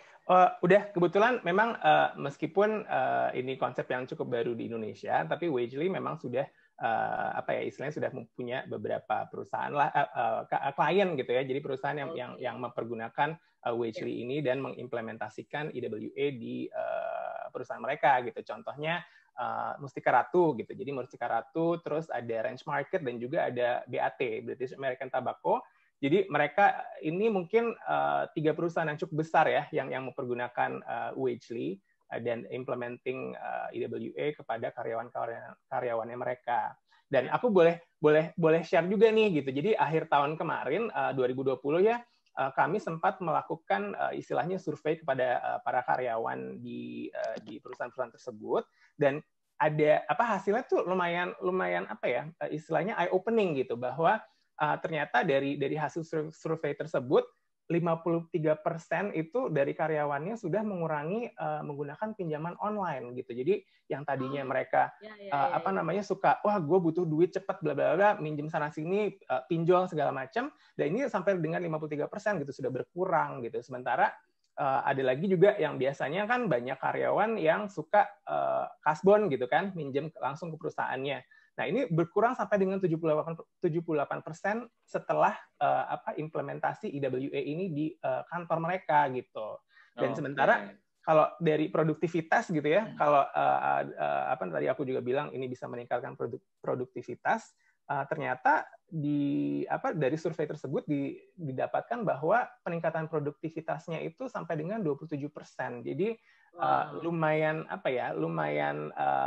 berhasil sih gitu kalau misalnya aku boleh bilang ya implementasi IWA di perusahaan mereka.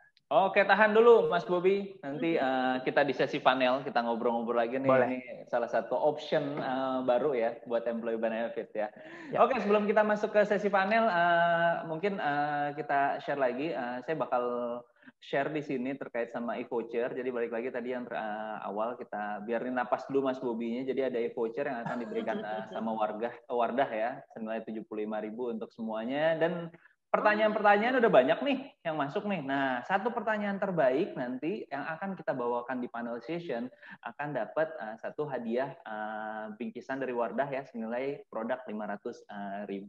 Dan akan ada 2 hadiah juga ya dari podcast HR yang akan kita kasih buat penanya terbaik. Jadi akan ada 3 penanya terbaik dari sesi panel nanti. Oke, kita panggil lagi di sini Reno sama Bang Vijo dan Pak Miftah juga Bu Mercy untuk join di sesi panel sekarang. Balik lagi kita. Balik lagi. Oke, ini pertanyaan udah banyak banget ya kayak. Reno udah pilih-pilih belum lo, Ren? Masih mau pilihnya karena pertanyaan tuh beneran keren-keren banget nih. Kayaknya beneran emang ini ya pay attention sama materi kita sore ini. Nah, pertanyaan pertama aku mau tanyain ke Bu Mercy. Nah, Bu Mercy ini ada pertanyaan dari Mas Yuhandi. Jadi Mas Yuhandi bilang, Bu Mercy kalau di Body Shop itu kira-kira ada nggak sih program khusus untuk talent management? Dan kira-kira programnya seperti apa? Beda nggak sama ya teman-teman di retail sama teman-teman di head office? Ya. Oke, thank you untuk pertanyaannya. Oke, kalau untuk yang kalau kita bicara retention itu kan tidak melulu kita harus bicara allowance for retention seperti itu ya. Tetapi kita yang pertama kalau di store itu jelas kita punya namanya career path kalau di store ya. Jadi orang-orang yang di store itu menurut saya itu sangat bagus banget ya. Bagaimana kita melihat talent-talent itu, measurement-nya apa, trainingnya sudah lebih jelas, dan kemudian mereka ada sistem panel. Jadi orang-orang yang akan naik itu adalah orang-orang yang memang sudah masuk ke dalam talent. Talent itu sendiri apa sih kriterianya? Ada beberapa yang for sure ada sales-nya, ada pasti performance-nya, tapi values. Karena kalau di store, kalau di kita di Body Shop itu values-nya sangat kuat gitu ya, terutama bicara sustainability, bicara brand values-nya sendiri gitu ya, ethics yang ditanamkan. Nah, itu yang dijadikan measurement. Kalau di mayoritas orang kita itu memang di retail ya, di store. Jadi kalau saya bisa katakan kita dari sekian 1.000 orang itu mungkin bisa dikatakan 70% itu ada di store karena touch point kita itu langsung adalah store-nya. Nah, kalau yang di distribution channel kita dan juga di head office itu kita punya talent review. Nah, talent review ini kita akan follow up dari sisi development-nya gitu ya. Jadi misalnya kita kolaborasi dengan LinkedIn gitu ya. Nah, orang-orang yang kita kasih channel untuk LinkedIn itu bukanlah orang-orang yang semua orang gitu, tapi hanya talent-talent tertentu gitu. Nah, yang namanya talent management ya, kalau saya bilang itu adalah sesuatu yang sifatnya living. Tidak pernah ada satu hal yang pakem yang bisa kita lakukan karena talentnya sendiri itu sangat sangat dinamis gitu ya. Ada talent kayak begini deh, kita bicara bahwa kalau talent misalnya yang orang-orang digital, karena kita mau ke Omnia jadi banyak teman-teman digital gitu. Kita nggak bisa lagi pakai complicated talent retention gitu ya. Yang harus kita lakukan adalah kita tanya, what do you want? What make you stay? Karena memang kita tidak bisa expect mereka more than dari 4 years gitu loh, orang-orang ini gitu. Ada job-job yang memang dalam sejarahnya ya di dunia ini sekarang ini, dunia per HR-an ini ya, itu memang, atau dunia labor ini memang high demand dan mereka akan keep moving gitu. So directly kita akan bilang, how can we make you stay gitu. Nah, kemudian ada juga, tapi memang ada yang memang mau berkarir gitu. Nah, ini yang kemudian kita maintain menjadi suksesor gitu. Unfortunately, memang kecepatan kita membuat suksesor dan kecepatan kita untuk fulfill the suksesor itu sendiri kan agak lambat gitu ya. Maksudnya dalam artian memang selalu begitu. Kita tidak pernah bisa menyiapkan suksesor itu. Misalnya kita butuh 30 suksesor, kita akan punya 30-nya itu kayaknya sepanjang saya 20 sekian tahun di HR itu nggak pernah ada gitu. Nah, jadi satu hal yang kita lihat adalah orang-orang yang kita akan buat menjadi suksesor itu kita sedang siapkan beberapa hal yang misalnya terkait dengan development programnya. Jadi most of them itu lebih ke development program. Kita tidak melakukan spoil dari sisi misalnya apakah kita buat retention allowance seperti itu, sampai sekarang kita tidak melakukan itu. Akan berbeda konteksnya apabila saya dari company yang lama gitu ya. Di company yang lama itu misalnya kita akan punya project 3 tahun dan talent ini akan kerjain. Maybe we apply that gitu. Karena waktu saya di company yang lama saya apply itu. Jadi yang namanya retention strategi itu harusnya kita harus lihat konteksnya, kita harus lihat yang mana paling efektif. Dan di agile seperti sekarang, dunia retail itu sangat agile, kita nggak bisa datang dengan sesuatu yang sifatnya oke, mesti begini nih pakemnya gitu loh. Nggak bisa gitu loh. Kita mesti benar-benar sesuai dengan konteksnya, sesuai dinamikanya, sesuai dengan generasinya, apalagi kayak di body shop ya, 83% umurnya dari 25 sampai 35 gitu. Jadi itu pun kita nggak bisa samakan bahwa semua mereka sama gitu kan, nggak sama juga gitu. Karena misalnya kita bicara orang store, kita bicara orang produk, kita bicara orang digital tuh beda-beda gitu. Karena pasarnya juga beda, demand-nya beda. Apalagi kalau kita mau personalize ya, itu juga beda. Gitu. Makanya saya selalu bilang bahwa it's important to us gitu. Saya baru aja kasus hari ini misalnya, saya tanya ke leadernya, coba ditanya maunya apa, gitu karena itu penting gitu ya untuk mempersonalize, untuk retain, untuk mempersonalize. Karena di body shop kita belum, dan kita tidak believe kita harus punya yang namanya retain orang terus kemudian nggak boleh pergi gitu 3 tahun gitu, 4 tahun gitu. That's not what body shop believe untuk sampai sekarang ini gitu. Mungkin beda kalau di company yang lain karena necessary. Kalau di kita melihatnya lebih kepada environment-nya itu akan menjaga, values-nya itu akan menjaga, development itu akan menjaga gitu. Interesting banget ya. Kalau misalnya mau retain orang, berarti ditanya aja, what makes you stay? Yes, exactly. Karena sudah susah ya. Karena what do you need, gitu kan? What do you need? Yeah. What do you need? Gitu. Great. Mungkin one last question kali ya. I think we're almost running out of time nih. Mungkin one more question. Mungkin dari Pak untuk Pak Miftah. I'm gonna have the same question juga nih.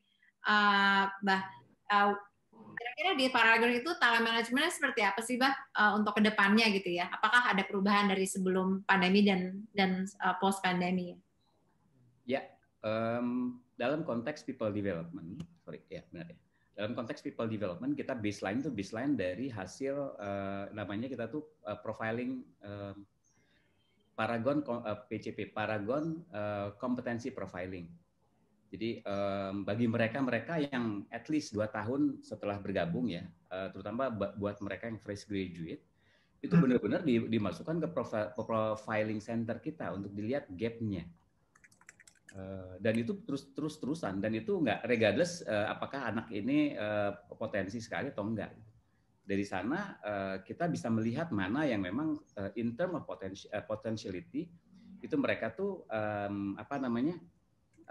cukup berpotensi enggak, ada gap di sana, ada 3 soft competencies ya, karena memang masih baru-baru bicara leadership, bicara mengenai planning and organizing, karena benar-benar kita kerja agile banget, project based banget. Yang ketiga adalah business acumen.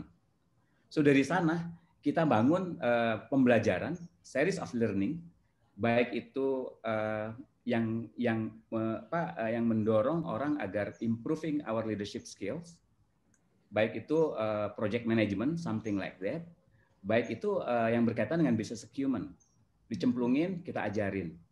Kita bahkan yang tadi konteksnya seringkali mungkin ya kita tuh seringkali membuat inisiatif itu berdasarkan apa yang kita punya, kan? Jadi proses based, bukan dikaitkan dengan apakah connect-nya ke dengan ini enggak, dengan dengan bisnis enggak sih, dengan pencapaian enggak. Kita udah bagus banget tapi bisnisnya ada sales yang turun misalnya. Ya kita mesti berani mengkritik diri sendiri gitu loh. Nah, kita seperti itu. Medianya apa? Kita bangun Epic namanya. Jadi e-learning platform dari kita sendiri, kita ambil. Kita deliver kita bersamai orang baru masuk setahun setengah ya, mereka belajar under MT atau PLDP. Setelah itu mereka masuk juga ada frontliner management training. Terus di setiap level kita lagi bangun. Sebagian sudah terkonstruksi dan sudah diimplementasikan. Terus sampai ke Excom dan juga group head, division head. Itu juga kita bangun apa yang kita namakan dengan executive educational programs. Dan kalau misalkan ini kita siapkan ya, kalau di Excom gampang. Persis seperti Mbak Mercy tadi, lo maunya apa gitu loh. Ada 3 skema nih. Yang pertama, lo butuh mentor or coach dari luar atau dari dalam. Yang ketiga, butuh mentor dari sisi values. Karena bagaimanapun juga direktur ini kan juga punya framework yang berbeda ya, yang bisa jadi dengan orang-orang yang memang sudah bekerja bertahun-tahun di sini gitu. Atau ya kita siapkan, ini yang lagi kita siapkan mungkin di kuartal 3 lah kita baru implementasikan. Jadi benar-benar kita bangun semuanya itu baik itu yang standar maupun juga yang personalized. Dia bisa akses kapan aja, termasuk e-learning. LinkedIn Learning ya. Itu juga kita berlangganan, cukup banyak ratusan account, dan kita nggak pilih, tidak hanya milih, yo siapa yang ini world talent bagus nih, lu belajar, enggak. Kita berikan, yang penting kamu bertanggung jawab. On top of itu, kita melibatkan, learning itu is business, everybody's business. Kita melibatkan semua komponen yang ada di perusahaan, manajemen levelnya, untuk juga berpikir, terutama untuk functional, sehingga muncullah namanya marketing academy, commercial academy, manufacturing excellence, dan mereka ngeran sendiri karena mereka ngerti gitu loh. Begitu ada item-item learning part yang berkaitan dengan soft skills, mereka langsung bekerja sama dengan kita karena mereka punya learning partner dan kita punya HRBP. Itu juga kita dorong. HR Academy, anaknya unyu-unyu banget, mostly mungkin juga baru umur usia 2 tahun 3 tahun pengalaman kerja. Dan kita bikin, yang membangun itu bukan saya, bukan konsultan, mereka sendiri. Kita kasih trigger. Kita punya buku Dave Ulrich, ada 4 peran di dalam HR roles itu. Kira-kira apa sih kompetensi apa agar orang ini menjadi business partner, expert di administratif, ada employee champion, ada advocate gitu. Mereka bangun sendiri, mereka jalanin sendiri. Seminggu 2 kali. Saya sampai, ini seminggu 2 kali belajar sudah 6 bulan terakhir. Saya bilang, sekarang gantian 2 minggu sekali aja, kasihan gitu loh. Karena mereka tuh sekali once mereka accept ya, mereka tuh ngegilingnya bener-bener. Sampai ya di satu sisi mungkin namanya manusia kan, aduh capek banget gitu loh. Tapi mereka juga harus ikut. Karena ya saya pikir tipikal bisnis perusahaan yang memang bisnis lagi growth begini, pasti banyak projects gitu kan. Nah, ini menjadi PR buat kita nih. Jadi bagaimana kita benar-benar memput project yang benar-benar impact to business. Bukan sekedar termasuk di HR, kita bikin series of training yang at the end of the day, lu kok nggak naik sih? Kok katanya udah dikasih training, kok nggak masuk gitu loh. Sehingga ini bocoran ya. Di Q2 itu kita bilang ajar dan praktekkan. Saya minta 1 director untuk berkeliling ke toko-toko di DC-DC, grab apa sih challenge dari sisi bisnis, challenge dari sisi people and culture. Kita ini kan, dan kita dampingin. Saat ini kan kebanyakan Zoom ya, online kan, dan kita pikir dia udah dapat, nggak bisa. Masalah change behavior dia harus diajari gitu, karena tadi baseline-nya adalah anak-anak yang baru. Sehingga hari ini kita lagi bikin nih, ada 1 director yang kami minta untuk take care of this, bukan orang HR. That's kind of di inisiatif dalam konteks talent management dan its development programs-nya. Satu lagi. Tadi kan ada juga pertanyaan, apakah di luar job juga ada? Kita sediakan LinkedIn Learning. Itu kan banyak banget, variasinya banyak banget, dan yang belajar banyak memang kayaknya orang-orang IT gitu, anak-anak R&D, sales bagian gitu ya. Itu sih yang kita punya. Oke, keren banget ya, komprehensif banget ya Bah ya. Dari dua speaker kita nih yang benar-benar suhu-suhu lah, master. Sama kamu sih. Mau tanya Mas Bobi nih, Mas Bobi ada pertanyaan dari siapa nih ya, Pak Adrian ya? Adriel ya? Mas Bobi, saya baru pertama kali nih kenal tentang earned wage access. Jadi kalau dibanding sama financial assistant traditional, yang biasanya bisa kasbon dan kooperasi, apa sih ini keunggulannya earned wage access? Oke, mungkin kalau secara singkat ini keunggulannya adalah 1, nggak perlu manual approval ya dari segi pengajuannya. Jadi otomatis itu mengurangi beban administrasi dari teman-teman di HR dan payroll. Itu yang pertama. Yang kedua, mungkin risiko buat perusahaannya juga lebih kecil. Kenapa? Karena kalau earned wage access itu basically yang mereka bisa tarik adalah uang yang sudah mereka hasilkan. Jadi bukan gaji secara full ya. Jadi tadi mungkin kayaknya sempat Mas Arnold nanya, gimana kalau Mas Arnold sama Iren ya tadi nanya, kalau misalkan mereka udah narik duit terus tiba-tiba kabur atau something gitu kan? Enggak, risikonya justru dengan earned wage access ini adalah lebih kecil karena kan mereka hanya bisa menarik jumlah uang yang sudah mereka hasilkan gitu. Sementara kalau kasbon atau cash advance lah ya, itu mereka bisa mengajukan either full gaji atau mungkin lebih besar dari gajinya mereka gitu. Jadi secara risiko juga lebih rendah sih buat perusahaannya. Jadi itu kali ya.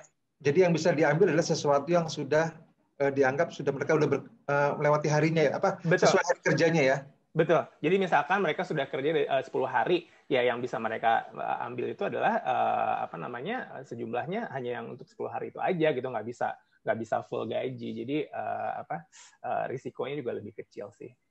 Oke. Seperti itu. Kalau gitu, sebelum kita ke raffle ya untuk penanya, jangan lupa aku mau mention untuk teman-teman untuk mengisi survey yang di-share sama Arnold, linknya ya, ada di chat room, supaya nanti ada voucher dari Whichly nih, ada 4 voucher keren banget nih, so be sure to fill out the survey. Lalu dari Pak Miftah juga ada e-voucher ya, untuk Wardah sebesar 200 orang, ada 200 orang, sebesar 750.000. Grab it quickly before it's gone. Yeah. And aku pengen ngundang our last awesome speakers to actually sum up dong, kira-kira apa sih nih key takeaway yang teman-teman bisa bawa supaya nanti begitu besok pas balik kerja lagi kita udah mikirin nih gimana caranya manage retention and also engagement. Mungkin aku mau ngundang Bu Mercy dulu. Silakan Bu. Ya, mungkin saya mau ngelihatnya adalah mau kasih tahu bahwa sebagai HR, we need to use our empathy gitu ya kepada kondisi yang ada, but also we need to be strategic. So what I call is the strategizing our empathy ya. Jadi kalau enggak nanti kita akan jadi melo gitu. Tapi we need to strategizing our empathy so we can shoot directly the problem gitu. Karena kalau saya ngelihat bahwa kita udah nggak bicara 5 tahun, kita bicara kondisi itu 2 tahun, setahun, 2 tahun dan kondisi COVID ini. So that's why build our empathy but build our strategy so we can come with the tactical actions ya. Keren banget. Thank you so much, Bu Mercy. Yeah. Oke, silakan, Mbak. Ya, menarik. Mirip-mirip. Saya kepikiran juga empathy ya. Dan kita selalu melihat apa sih kebutuhan, the real atau the actual needs-nya mereka gitu. Saya pikir apapun program yang kita desain itu harus relevan, harus berdasarkan kebutuhan untuk membangun kompetensi orang agar kapabilitas organisasi juga bangun gitu ya. Dan one of the strategic initiative adalah kita melihat total reward as a total yang addressing semuanya. Kalau di Mercer skema tadi kan kita juga harus ngomongin mengenai compensation and benefit as the hygiene factors dengan segala faktor-faktornya, competitiveness dan sebagainya. Kita juga mesti building employee experience, bagaimana journey dia, perkembangan dia dari hari ke hari sampai di hari terakhirnya pensiun. Dan yang paling penting adalah bagaimana purpose itu dipupuk dan dijaga. Dan ini membutuhkan komitmen dan empati dari semua.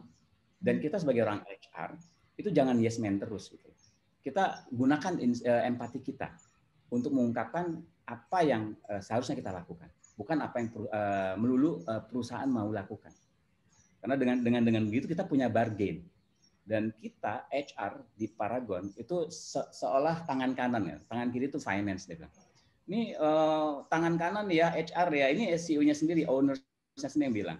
HR itu penyatu umat. Kalau ngomongin bicara bisnis angka tuh ya finance gitu. Jadi kami sangat betul-betul sangat ngobrol tuh intimate ya, discussion tuh bisa beberapa kali dalam seminggu gitu. Dan itu tidak melulu ngomongin mengenai, lu HR programnya kayak gimana, tapi enggak. Ngomonginnya ngomongin bisnis, apa sih yang HR lakukan, apa yang bisa HR involve ya gitu loh. Ngomongin leadership lack atau gap di sana. Itu aja sih. Aku jadi inget ya, ada satu tagline kayaknya ya, bahwa when you take care of your employee will take care of your customer ya, Mbak. Dan orang HR akan bring business to the company. Yay. Oke. Keren banget. Luar biasa insight-nya sore ini loh. Satu term nih. Terima kasih, Abah. Iya, sama-sama. Versi sama Abah, satu term menarik banget, namanya strategic empathy for HR. Keren banget tuh. Okay. Next kita bikin event tentang strategic empathy.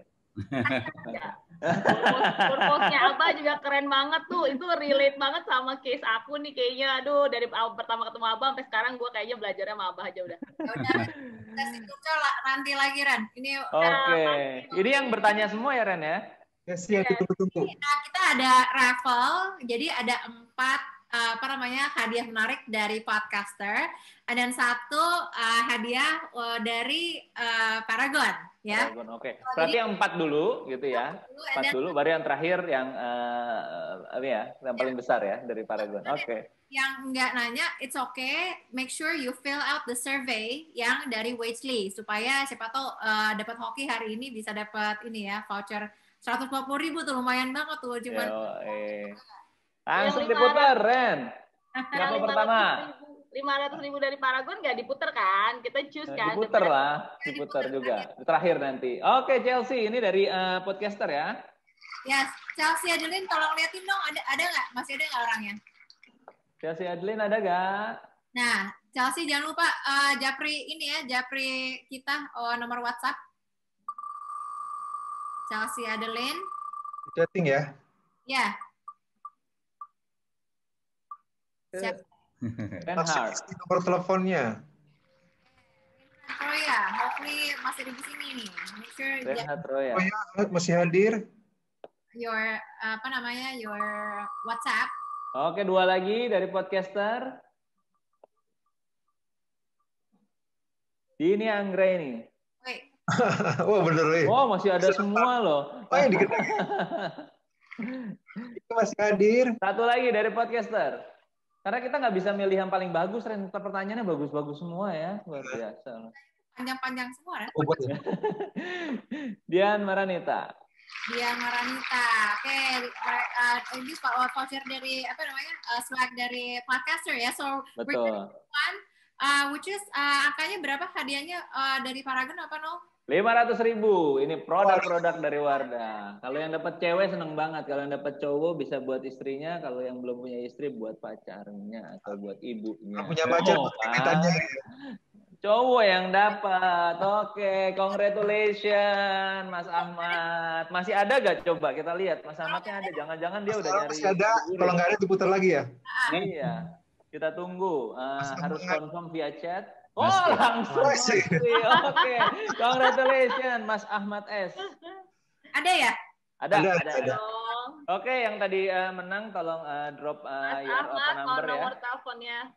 Ya. Biar nanti bisa kita hubungi. Sip, oke. Mungkin kita terakhir kita capture ya. Kita foto bareng-bareng sebelum kita ngabuburit, sebelum tukang gorengan pada tutup nih. Semuanya udah 5:30 soalnya.